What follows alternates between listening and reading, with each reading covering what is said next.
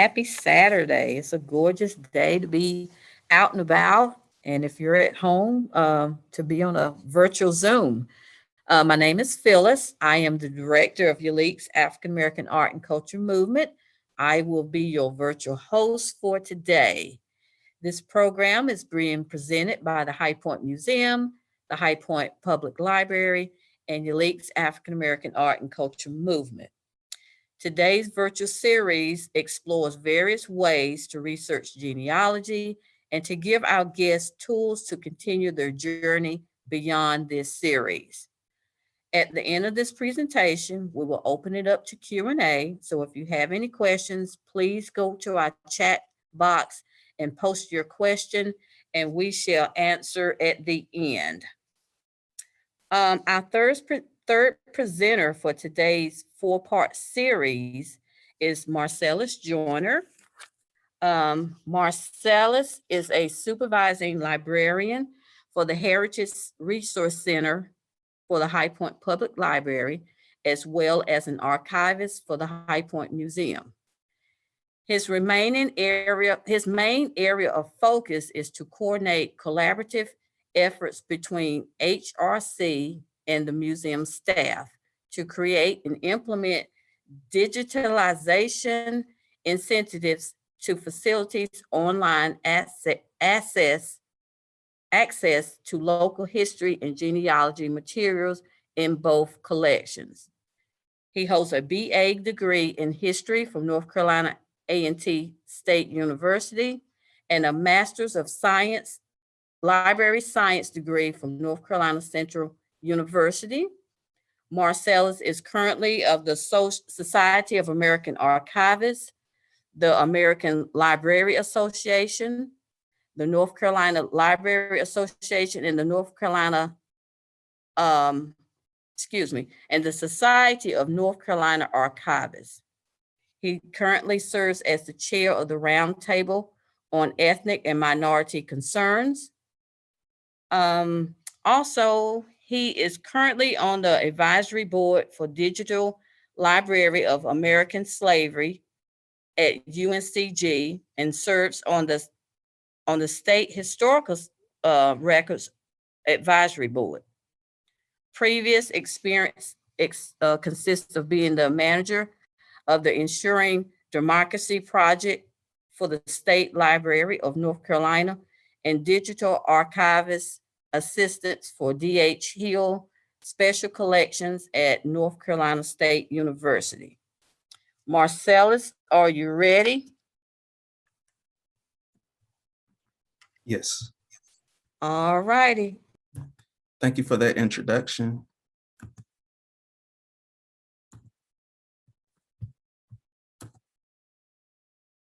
Good morning, everyone, and welcome to our third installment of I Am Black History. Today we'll be focusing on using social media for genealogy. Today's hopefully what the purpose of this presentation will be to point out to you some resources that you can use that are social media focused, as well as using the different aspects of it to be able to further your genealogy journey, connecting you with people on a level that we may have not been able to reach 20 or 30 years ago doing genealogy research. So let's jump right in. Social media, by definition, are websites, applications that enables users to create and share content or to participate in social networking. I would say today you'd be hard pressed not to find any institution, church, business, private citizen that doesn't have a social media platform or presence. It is the way we communicate. I want to say it's more so the mode is more so the preferred mode of communication more than even phone calls. As technology advances and as it weaves itself into our lives, it becomes an essential part. I would say even if you don't have a social media account or presence, I can almost guarantee your life is affected by social media, either indirectly or directly. So let's look at the definition of genealogy. It's also known as the family history and is the study of families and tracing their lineages in history. If you think back to where genealogists, how genealogists were doing their research 30 or 40 years ago, you have to look at it in steps. Back then, the internet was not the go-to, so most genealogists had to rely on just their local institutions such as libraries, museums, some local universities to begin putting their genealogy journey together. As they exhausted their the resources within their immediate area, you would have to go where your research took you. So oftentimes that meant actually putting boots on the ground, so to speak, getting in the car, traveling to other areas where your research takes you. With the marriage of genealogy, technology, and social media, that particular part has been, I would say, fast tracked a little bit, because we are able to reach out to those who aren't within our area at a much easier pace. So what types of social media sites? There are three major types, or three different categories. Those would be communication, sharing, and collaborative. So let's take a look at the list of social media sites and the categories they fall under. Communication sites such as Facebook and Twitter are sites that are very heavily visited. They have a high volume of people interacting within that space.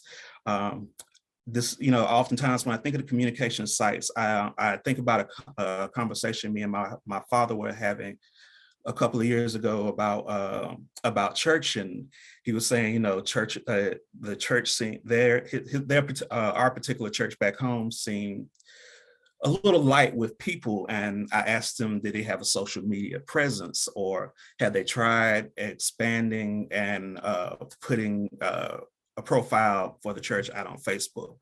Because what the basis of that conversation is, you have to go where people are. So communication sites is where people are communicating heavy, where they have a heavy presence. So that's where most of the activity is. Sharing sites such as Flickr, Instagram, and Pinterest are more focused on you being able to share information or putting things out, such as photographs, videos, something quick that you can put up, give a little information on that people can see and maybe like, or they can inquire more in depth. Collaborative sites have more of a different focus. They are very theme focused, very drilled into a specific thing. Now, collaborative sites do not just encompass genealogy websites.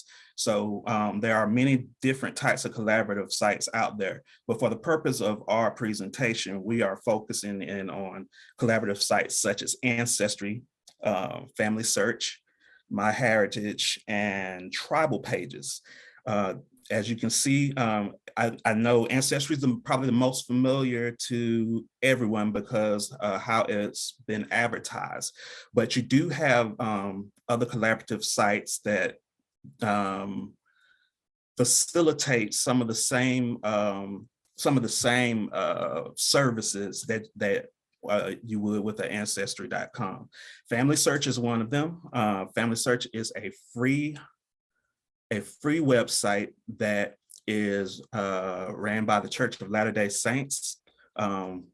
It is completely free. You can go on, build you a family tree. They don't put a limit on how many people you can add to it, so it's very expansive.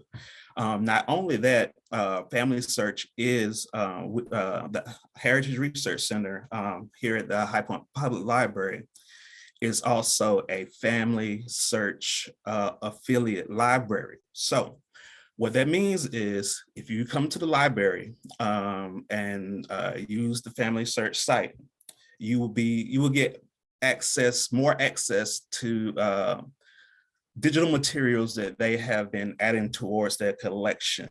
So it gives you kind of a leg up. Even if you have your own personal account, accessing the account that we use at the library at the Heritage Research Center will give you a little more access to more materials. And Tribal Pages is probably one of the more lesser known collaborative pages, but it is strictly focused on building your genealogical tree. Is, to me, out of the four, it's the most, how can I put it? I would say, I don't want to use cumbersome. Maybe the best word may be it's a little dry. It's just very, very rigid and to the point. It's not as expansive as some of the other collaborative sites. So let's talk a little bit about communication sites. I would say that I have gotten the most, probably made the most progress when it comes to social media and connecting with family members through Facebook. My journey on Facebook started, I want to say it was around 2010, 2010, maybe a little bit earlier. Didn't really know what it was. Got started with it when I was in grad school. Me and a couple of classmates created a group on Facebook so we could communicate back and forth and do homework. And I just never got off of Facebook. And as Facebook progressed and became a larger part of everyone's lives, we started to see more larger institutions and businesses begin to populate it. Fast forward to becoming the supervisor for the Heritage Research Center, and really diving into my family history. I began connecting with family members who hadn't really didn't know it existed. We kind of connected through Ancestry.com as I began building my tree on there.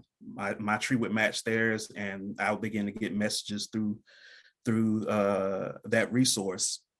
And to be more in depth with our communication, we decided to move our communications to Facebook. Not to go too deep into it or too far down the rabbit hole into a story, I'll basically say that by doing that, we have been able to put together two very large family reunions in the past 2 to 3 years, as well as help an adopted cousin reconnect with his family member. So when we talk about communication sites, and I'm not sure of the level of experience of who's listening right now with genealogy or social media. So I'm just going to walk through some suggested steps for communication sites and communication site and getting connected with your family members on there. First, you have to create a personal profile. Get familiar with the site that you choose, be it Facebook, be it Twitter. And those are just like the two top names out there. There are so many social media websites out right now, but I am just particularly focusing on the ones that I have experience doing research and contacting people with. So create your personal profile, get familiar with the with groups on that platform. As I stated earlier, everyone, you'd be hard pressed not to find an institution that doesn't have some type of representation on social media or on the internet for that matter. So wherever your research is focused at, you want to start looking for institutions and groups that fit your research topic. I have a line of a family that comes out of Greene County, Georgia. It's my father's mother's side of the family. So she died well before I was born. As a matter of fact, she died before my father graduated high school. So we didn't know a lot about that particular line. So one of the things I wanted to do was really start getting some robust information about that particular line in the family. So I began looking for groups and institutions that had a presence on Facebook and began following them. Specifically for that particular line or part of my tree, there's a group called the Greene County Historical page, and basically what they do is just put up a lot of pictures of older buildings, farms, anything you can think of to kind of give a picture of what Greene County looked like back in the day. And it actually made some good context on there, just asking questions about the area my family came from, and just some historical sites around the area.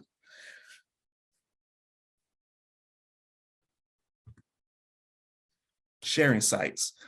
Flickr, for me, I have not used it specifically for genealogy. Flickr is one of those sites where you do more, it's more of a sharing site.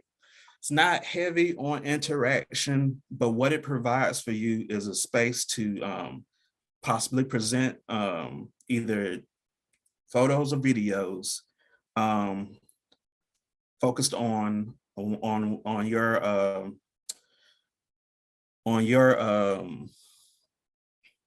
what your preferred research or subject would be.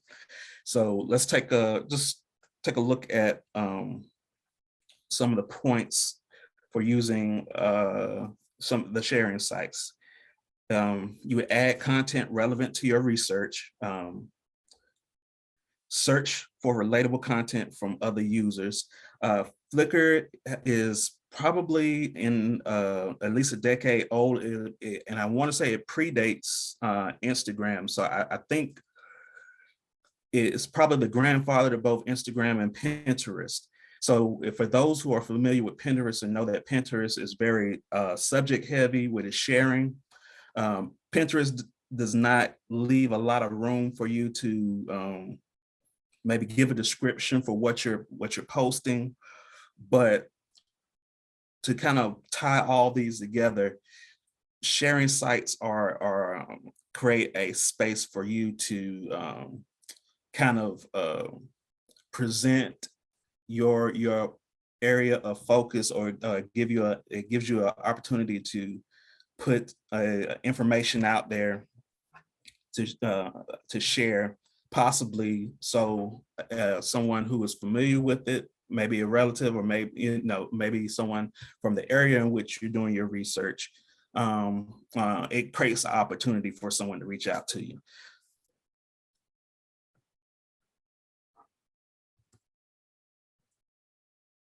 And collaborative sites. Now we have a list of 4. My personal favorite is MyHeritage. MyHeritage to me is a great combination of both a research heavy database, a space in which you can create and build your tree, as well as store research information that you come across, as well as having a social media, I would say, kind of feel to it. Is much more vibrant to me than some of the other collaborative sites. It is a pay site. I do have to tell you that it is a pay site. So I decided to pay for it because I like the extras that come with it. I was able to, after I built my tree, got my tree built to a certain size, I was able to order a family tree for my mom and dad for their anniversary, probably about maybe about 7 or 8 years ago. Just gives you a different opportunity to create a very customized special presents for your family. You're also able to create reports that you can turn into a booklet through MyHeritage. So it's where I think I've been most successful. I use pretty much all the collaborative sites that we've listed earlier, and that's by kind of by profession. Curious about using all of them, so I'd be able to tell people or give people insights on different ones. Ancestry, though it is a pay site, if you are just interested in building your tree, Ancestry allows you to build your tree for free. You can create an account for free and build your tree. The only drawback is if you're non-paying, if you have a non-pay account, you will have to you won't be able to get access to the documents that are associated with your relatives as you begin building the tree and begin building their profiles. Family search, once again, Heritage Research Center, a family search affiliate, allows you to build your tree for free, does not limit you on how many people you can add. And it works very similar. As you begin to build your tree, it gives you hints. You're able to add these documents to your account for free. So MyHeritage is definitely a go-to for the burgeoning genealogical researcher.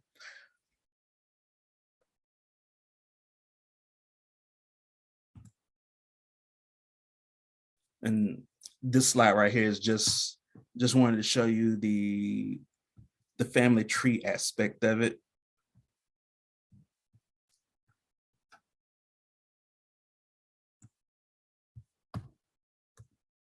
So let's talk about some common aspects of all these resources. You have the ability to contact members directly on a one-on-one basis. As I stated earlier, sites such as Twitter and Facebook, any of the social media sites are probably where the most traffic is, where you're going to get the most communication, the most interaction.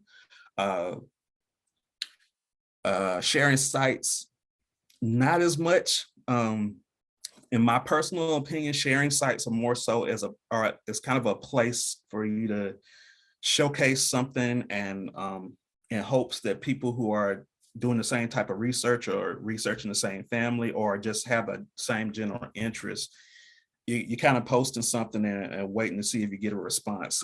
To me, is kind of more of a fishing thing than kind of going to where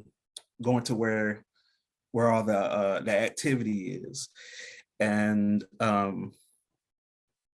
collaborative sites, because of their focus or their theme focus, so specifically the ones that are themed towards genealogy, probably not as communication heavy because it's going to have a research aspect to it. So you're probably going to be communicating with people that you have reached out to, you know, pretty well and have invited to join you on your collaborative site. But it's the commonality is you are communicating with people at a higher frequency than you may have 20, 30 or 40 years ago doing genealogical work. You have the ability to share multiple types of media. Photographs, for example. I just want everybody to kind of think about using these sites and using some of the resources that you have at home. Just think about it as a genealogist or just a family historian, period.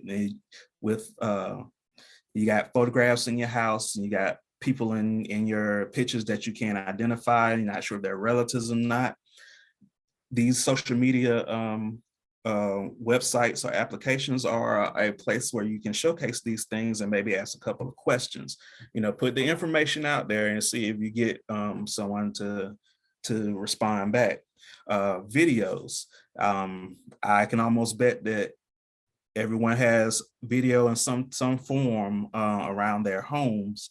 I know a lot of people are recording things to the phones now. If you have some beta VHS, I'm gonna have to ask you to try to transfer that to a digital format and maybe put that out there, because you may be able to connect with some family there, putting that information out there. It makes it easier to share documents now. Documents can be tricky depending on what information is on it. So you just want to be mindful of what documents you share on these sites, as well as who you're sharing with. And I have messages there, but I think we've already covered messages. So let's go to control how much you share. Setting your profile or website to private or public. Safety is very important. And I know it kind of contrasts from, what we're talking about as far as, social media and sharing, but you do want to be careful. You do want to be mindful about how you approach using these different sites and applications and websites.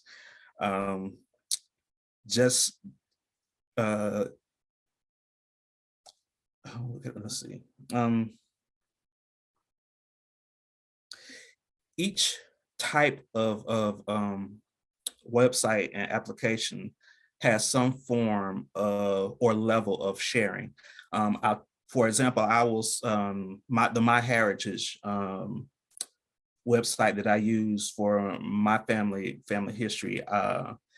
You have the ability to set the website at private, so that's invite only, as well as your own personal Facebook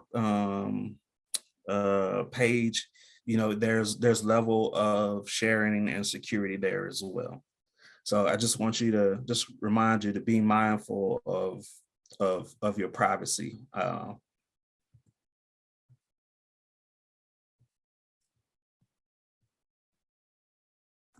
So let's get into some case studies.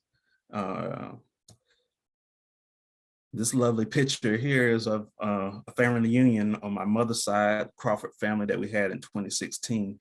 I will not elaborate on this one right now because a couple of case studies are going to refer me back to that. So I may talk about this picture a little more as I go forward.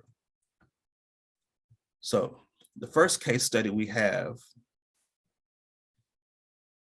is with my cousins, Camila Kamara and Jamila Smith.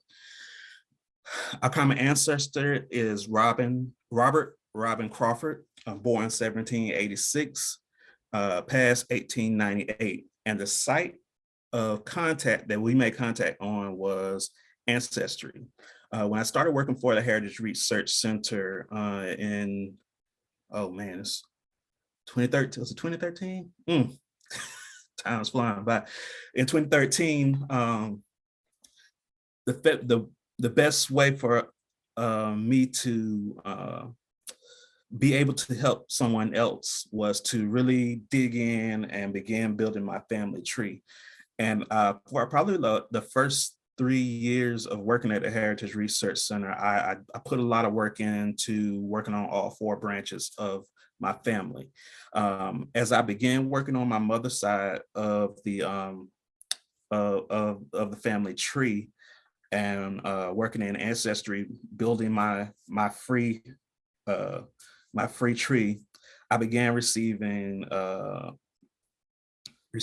messages from Camila reaching out, asking me was I descended of Robin Crawford, and at that point I had already gotten my research, that line pushed back to where I had indeed identified him as my 3rd great grandfather. To give you a little quick background on Robin, Robin was married at least twice that we could find in the census records and in some other supporting documents. So between his marriage to Amy and his other wife, Melinda, he had 30 children. I'm a descendant from his marriage with Amy, and the twins, Camilla and Jamila, are descendant of the second wife, Melinda. Not only that, we also began reaching out to other family members, and there is a family story that Robin Crawford was also used as a breeding slave. So we have between researching, between my research and the twins' research, we began to realize that the family was much more expansive than we thought, and that led me to the next cousin that I connected with, Tony Crawford. As me and the twins began to communicate back and forth, they were telling me, "Hey, you have we've come in contact with a cousin that's probably a little more closer to your family line than we are." And sure enough, they gave me the contact information for Mr. Tony Crawford. Our common ancestor is Daniel Crawford, born 1875 to 1949. Daniel Crawford is my second great grandfather. He is also Tony's second great grandfather as well. So our great grandfathers were brothers. That puts us, more closely, a little more closely related than the twins are. But that was extremely close, and I was very excited about that particular contact because my mother's side of the family, we thought we were isolated where I come from in Durham, North Carolina. So my grandfather never really talked about where he came from in Pageland, South Carolina. And just making these contacts, it just really expanded the family, because we had no idea that we had such a large family that is spread up and down the East Coast. But the site of contact that me and Tony made contact on was Facebook. And that was after, sharing information with myself and the twins. Um, at that point, we hadn't created a Facebook group on Facebook. So all three of us being researchers and diving into family history, we thought it'd be good for us to create a family page on Facebook, and that's what we did. And then we have the Crawford family page. And out of that, we began adding family members that we knew for sure were related. We kind of almost turned it into a game sometimes, because when you come on, you had to state how far, you had to state who you were related to, and state how far back you've done your research. And we actually helped some family find some family through doing that. So when you go in and you create these groups, you just kind of use your imagination to expand it. And I'll say one thing about security. So Facebook groups can be open or closed. If you are starting a group and you just want to carefully bring people in and start vetting them, then you would set your group to private. So that just goes back to where I was explaining about just being cautious and trying to be safe while at the same time reaching out.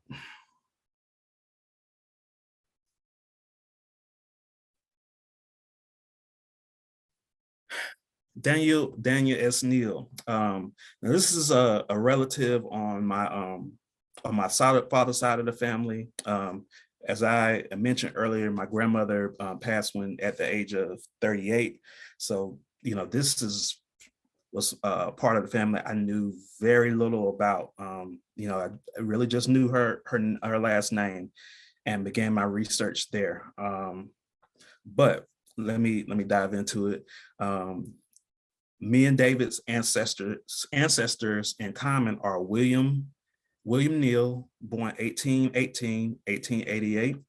William Neal was a slave master who owned a very large plantation in Greene County, Georgia. He was never married, never got married, even after slavery ended.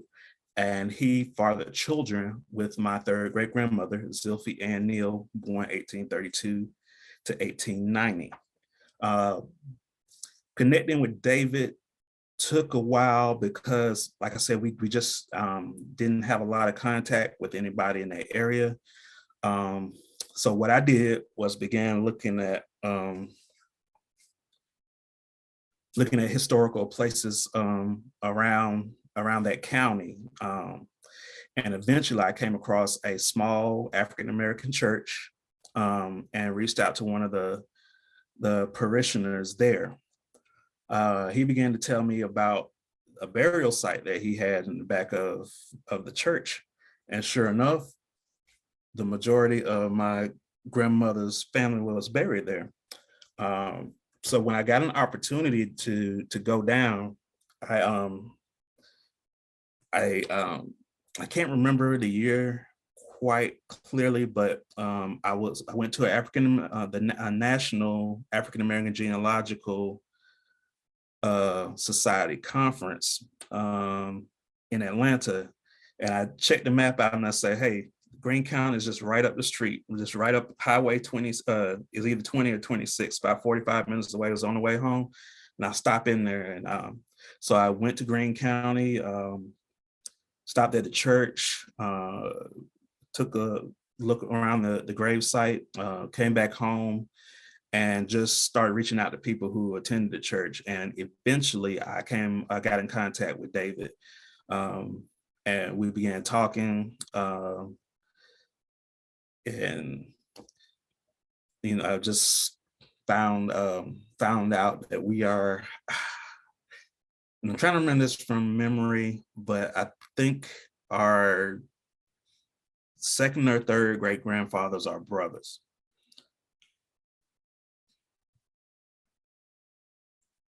One more interesting fact, David has actually just became the mayor of Greene County, Georgia.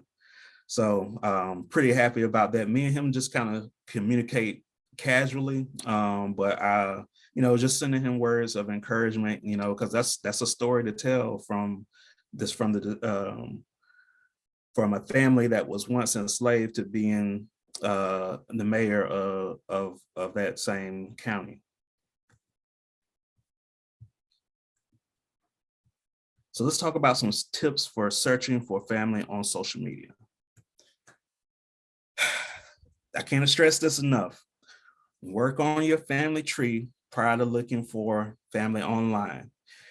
I would say at the least, if you have not done any research, you're very green, haven't done anything, you can come to the Heritage Research Center and get a pedigree chart, try to fill it out as much information as you can, and then begin working with us so we can help you start filling in some of the gaps.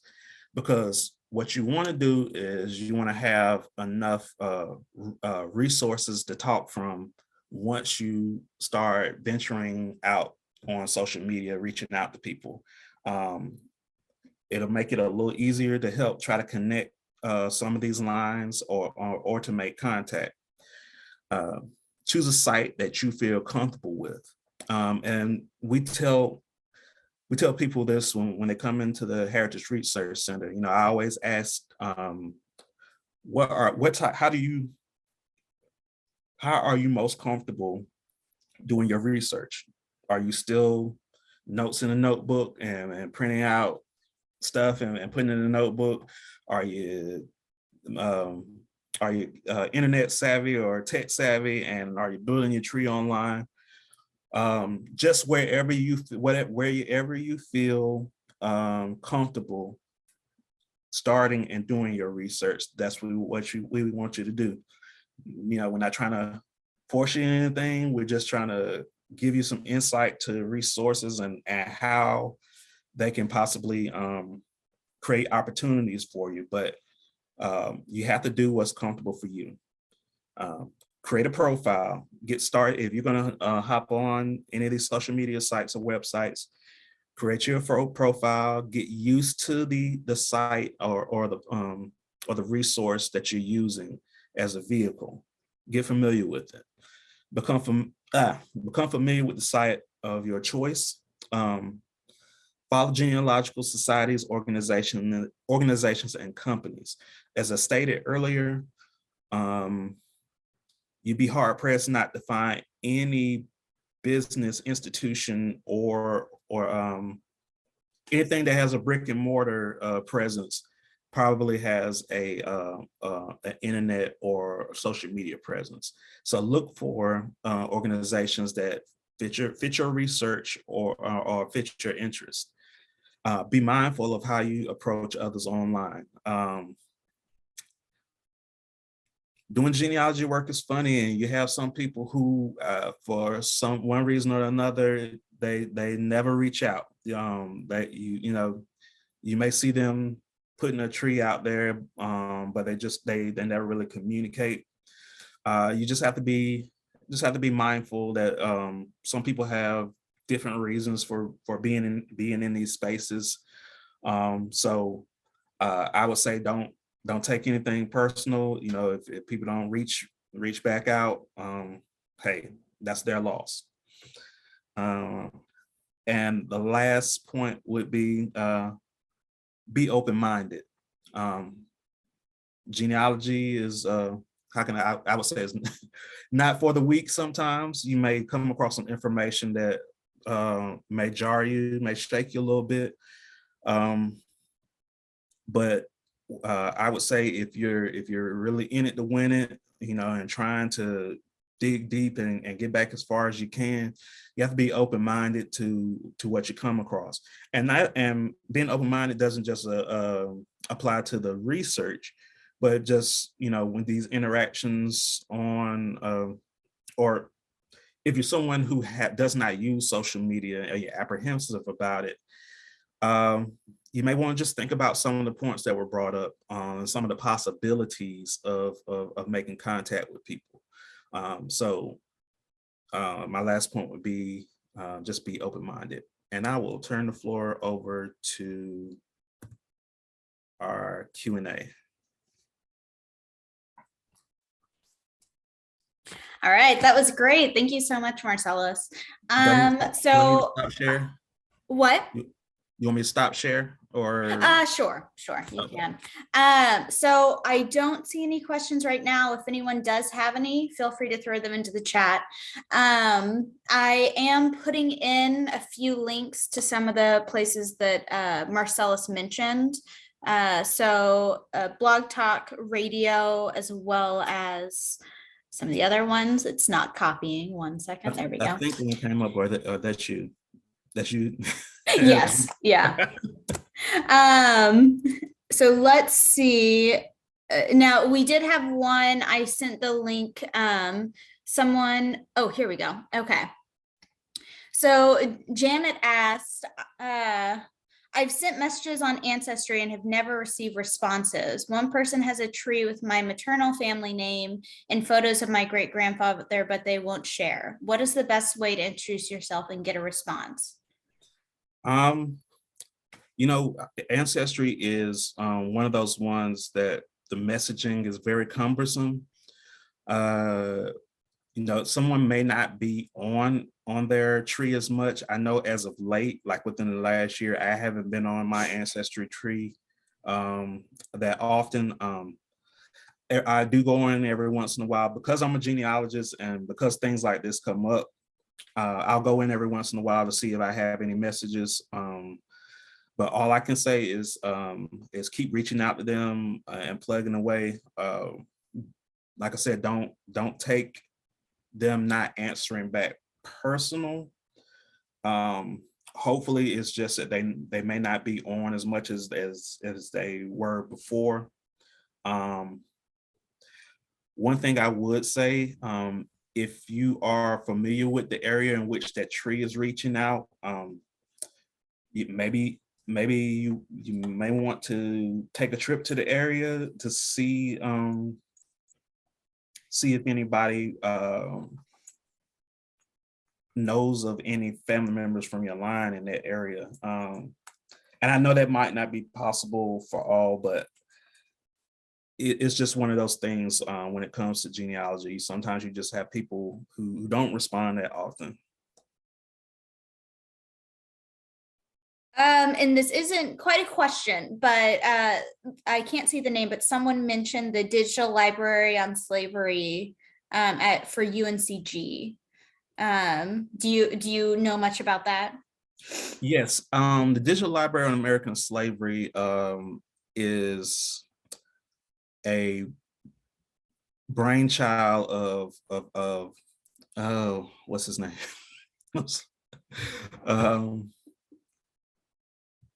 I'm sorry, I am Richard Cox. So Richard Cox was basically inherited some research that a professor at UNCG was doing on slave deeds in North Carolina. He came to myself around 2014 and was asking me, you know, he started building the database and people were accessing it and researching. He's like, how can I expand this, or how can I get this to a broader audience? So we just started collaborating, and I told him, like, you know, you need to attend some museum conferences and library conferences, and he began doing that and started spreading the word. Applied for a couple of grants, and it became a project. Where the project is now is actually coming to a it's kind of at a point now where they're trying to bring in counties who have not shared their slave deeds through the first couple of rounds.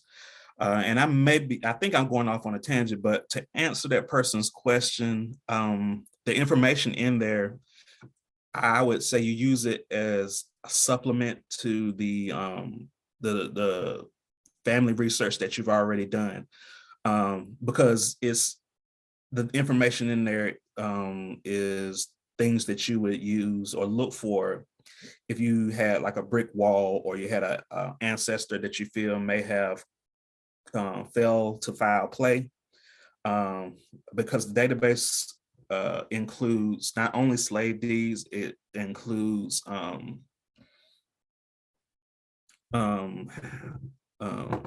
runaway slave ads, as well as a list of insurance companies that have the names of slaves who were insured by plantation owners. So it's a plethora of different things. It's like I said, to me, it's a supplement to the work you're already doing. So if you have a good base of research that you've already done and you're having trouble locating a family member, it also includes court cases. And the last, my third great grandfather, William Neal, is actually in the database because he was taken to court for killing another plantation owner's slave. The interesting thing was that the person was trying to get him convicted for murder at that time. So if she had have won that case, it would have set a precedent in the United States for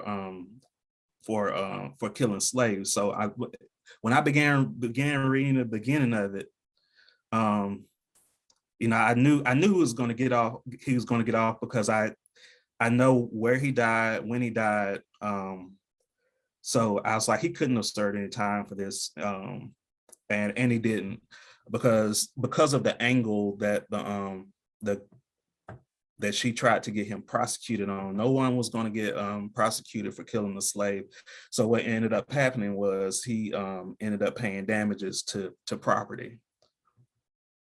So those are the type of things that you will find in the Digital Library on American Slavery. Insurance,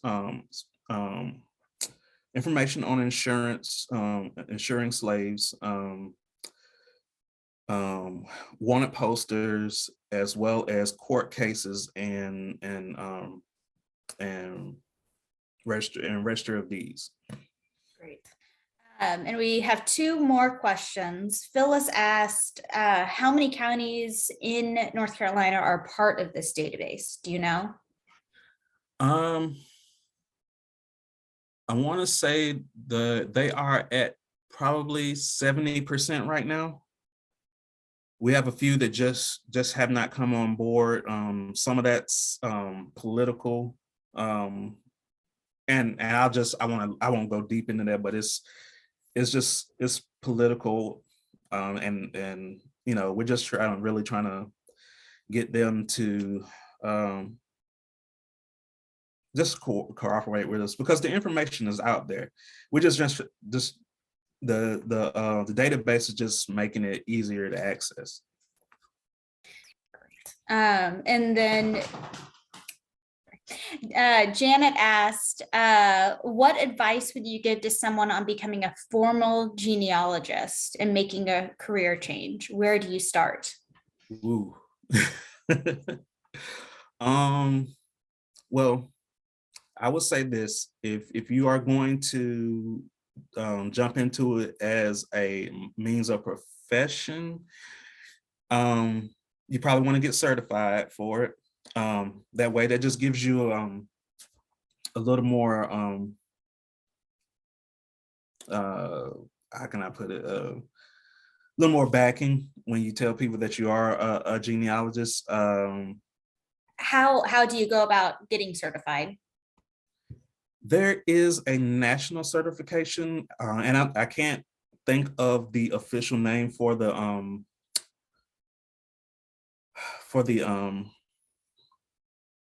institution right now. And I apologize for that, but there is a national institute in which you can search for and try to get certified in it. But I would say doing some practical genealogical research, kind of quote unquote showing your homework, or building your skills as you get certified. It gives you more viability. I've become better at it because it's my daily job. So um, would I do it after I retired? Maybe.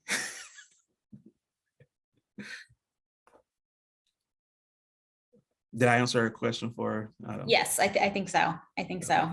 So it looks like that was our last question. So let's see. Phyllis, if you want to close us out, or I can close us out. Well, I would Oh. like to say one more thing. Yes. Just to talk about the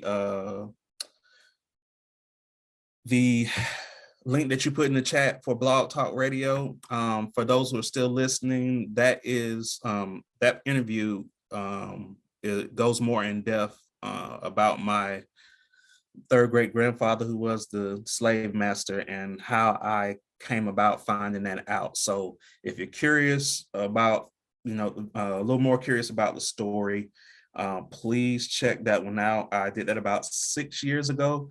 And Blog Talk Radio is a good place to also learn about African American genealogy. That's pretty much her focus. So there's some other good stuff on there done besides my interview.